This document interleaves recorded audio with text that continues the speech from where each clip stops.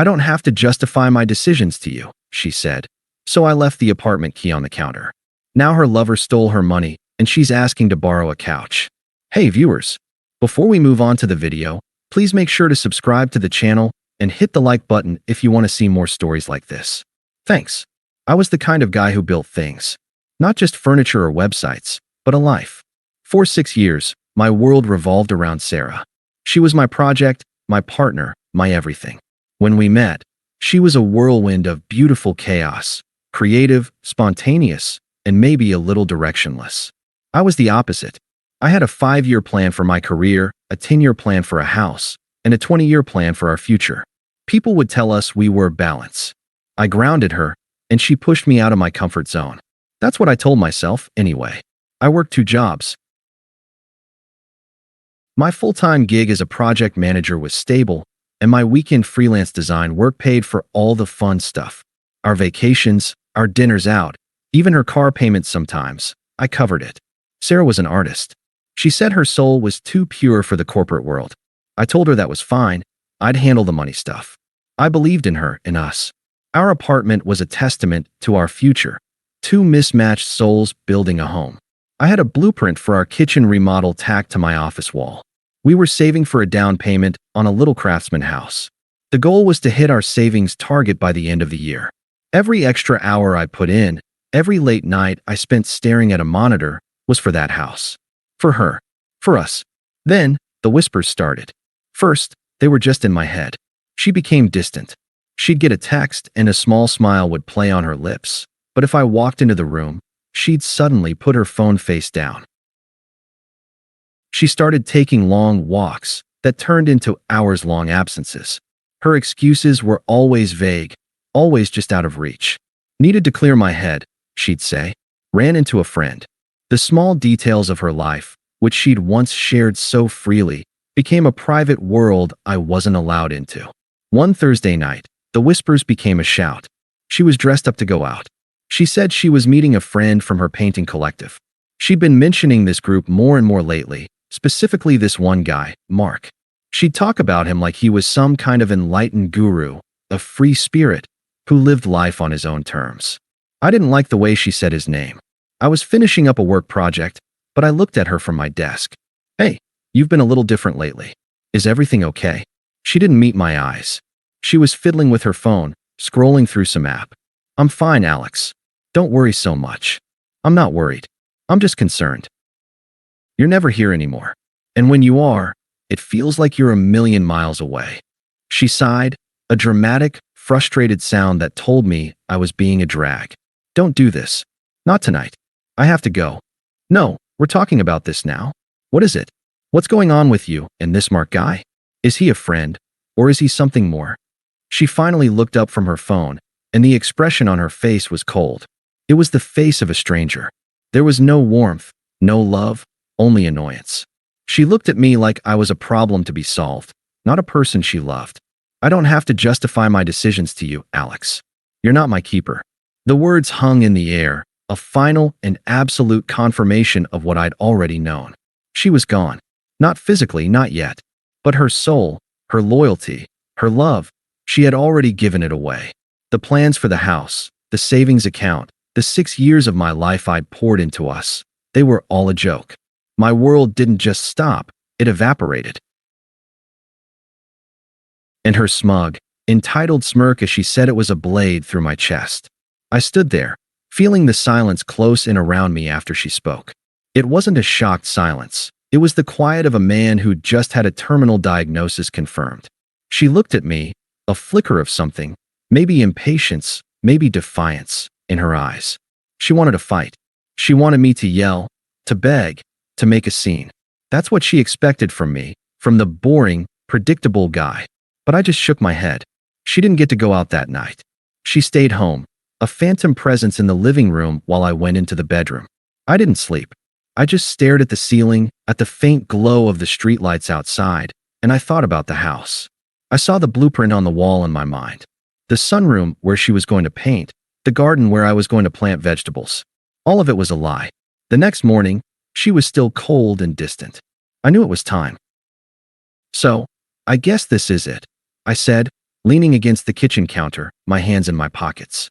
The words felt alien, like I was watching a scene from a movie. She didn't look up from her coffee. Yeah, I guess so. She finally took a sip, then set the mug down with a clink. Look, Alex, I'm just not in a place for a relationship like this. I need to be free. I can't be tied down to a mortgage and a timeline. My soul needs to breathe. It sounds like your soul needed to breathe with Mark, I said, my voice completely flat.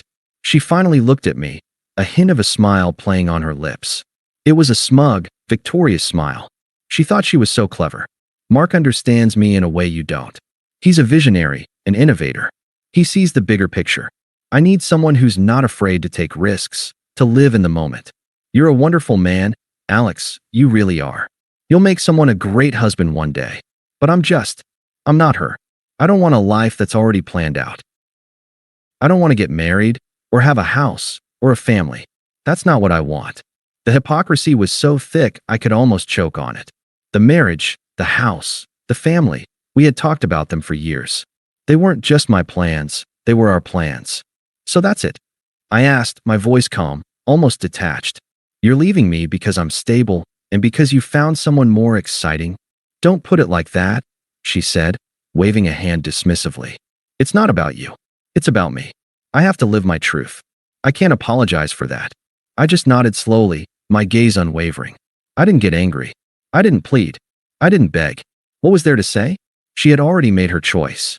She had already left me for someone else. Arguing was just giving her the validation she wanted.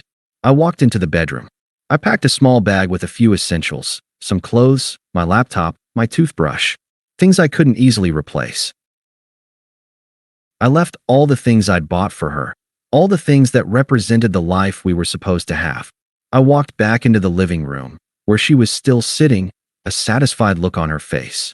I walked past her, reached into my pocket, and pulled out my house key. Without a word, I set it on the kitchen counter, right next to her coffee mug. The small, metallic clink was the final sound of our life together. I turned and walked out the door, closing it softly behind me.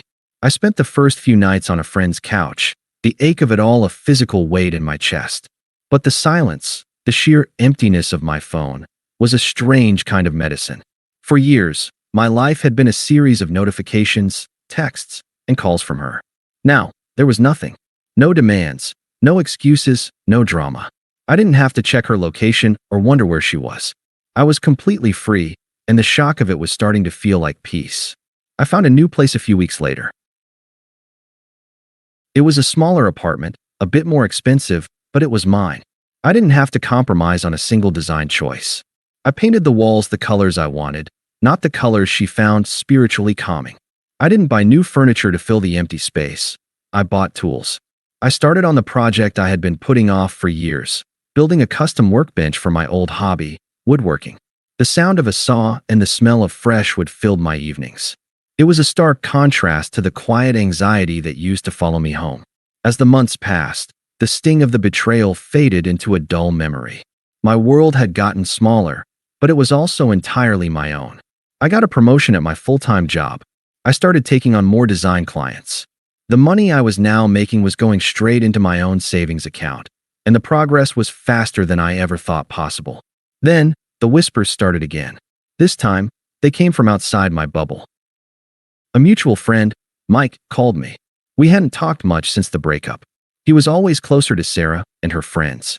"Man, you're not going to believe this," he said. "Try me," I replied, sanding a piece of cherry wood. "Mark, the guy she left you for? He just took off." I paused my work. "Took off?" "Yeah. He was supposed to be some kind of crypto investor, right? Turns out he was just running a long con. Got her to put up a bunch of her savings as seed money for some fake project. Said it was a secret high-return venture. And now he's gone. Vanished. She's been trying to call him for weeks, but the number is dead. He even took her vintage watch that her grandma gave her. I didn't say anything. I just kept sanding, the steady rhythm a counterpoint to the chaos Mike was describing. "She's a mess, dude," he continued. "Like, a complete mess. She's behind on rent, her credit cards are maxed out, and she's trying to sell her art online, but no one's buying. She's basically broke. She even called my parents asking for money. What the hell?" I remained silent. It wasn't a choice to be quiet.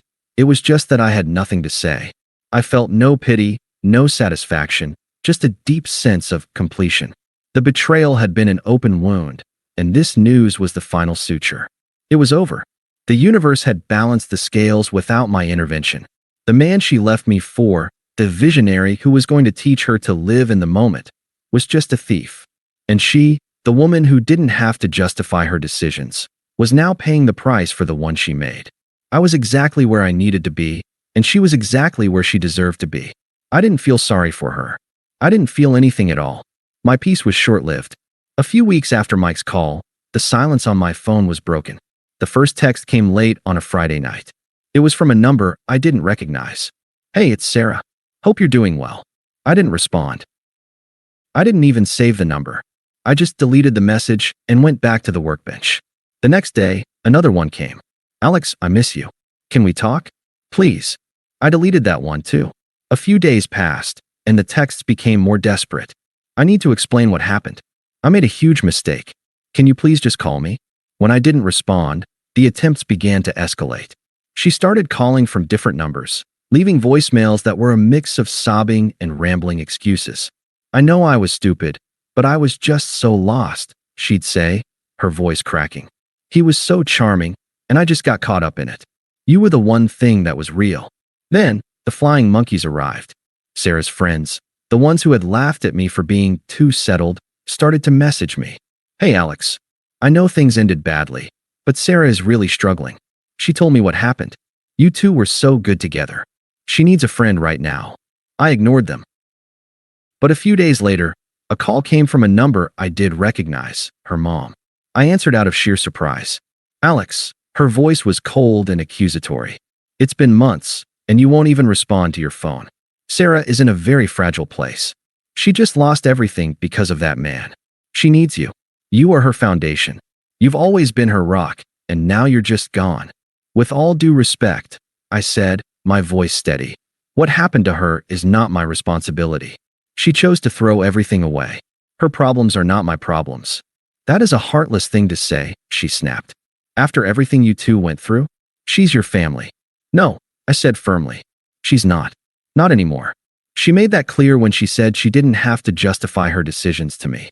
Her mother is not her keeper either, so I would suggest you stop trying to fix her problems for her. Have a nice day." I hung up the phone before she could respond and immediately blocked her number. Her friends continued to try, but I blocked them all. My final response was to simply disappear from their lives. But her persistence grew. Her pleas became more direct, and, when that didn't work, they twisted into anger. "You think you're so much better than me, don't you? You're nothing but a coward. You're just a scared little boy who can't handle a woman who wants to live.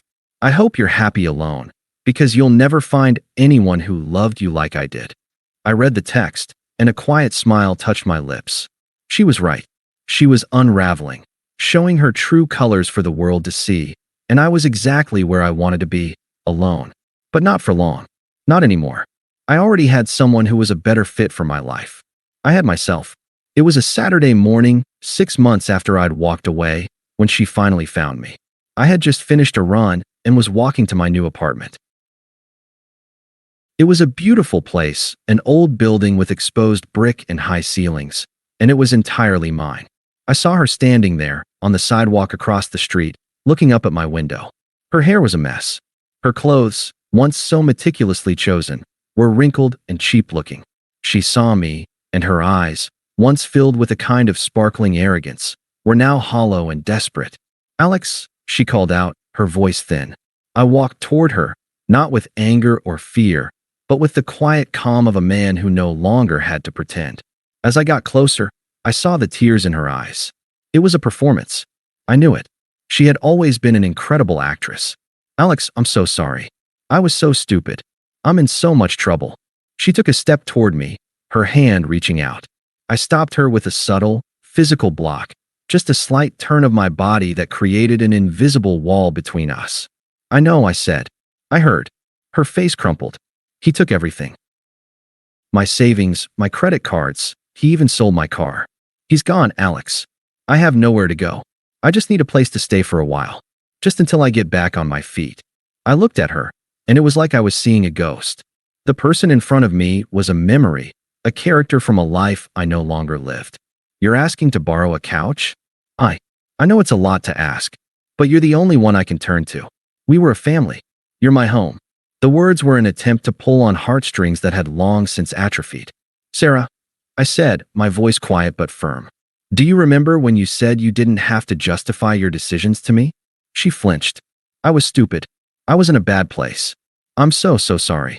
And do you remember when you said you didn't want a life that was planned out? I continued, ignoring her plea. Do you remember saying you needed someone who takes risks and lives in the moment? I remember all of it. I remember how you looked at me when you said those things. You didn't feel sorry then. You felt superior. You felt like you had finally escaped me.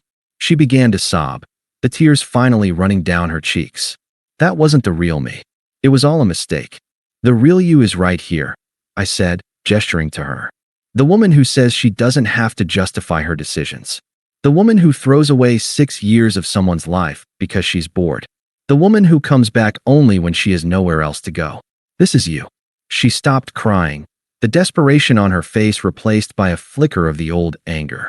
So that's it. You're just going to let me be homeless? After everything? What happened to the man who was so kind and dependable? I smiled, a slow, real smile that didn't reach my eyes. He's gone. You killed him. You left him for a man who stole your money and ran away. And now you're seeing the man you helped create. This man doesn't need to be your foundation. He doesn't need to be your rock. He doesn't need to be your safety net. I looked at my watch. I have a new life now. A good life. And I'm very careful about who I allow into it. You're not part of that life anymore, and you never will be again. I have no sympathy for you. I have no obligation to you. And I have no desire to see you again. She stared at me, her face a mix of shock and dawning horror. She finally understood. I wasn't angry. I wasn't hurt. I was simply gone. She had become an inconvenience, a small footnote in a past I barely remembered. I hope you find what you're looking for, I said, and the words were not a well wish. They were a final dismissal. I turned and walked away, not looking back. I unlocked my door, stepped inside, and closed it behind me, cutting the last thread that tied me to a ghost. Thanks for watching. Make sure to subscribe to the channel and hit the like button. What do you think about this story? Share it in the comments.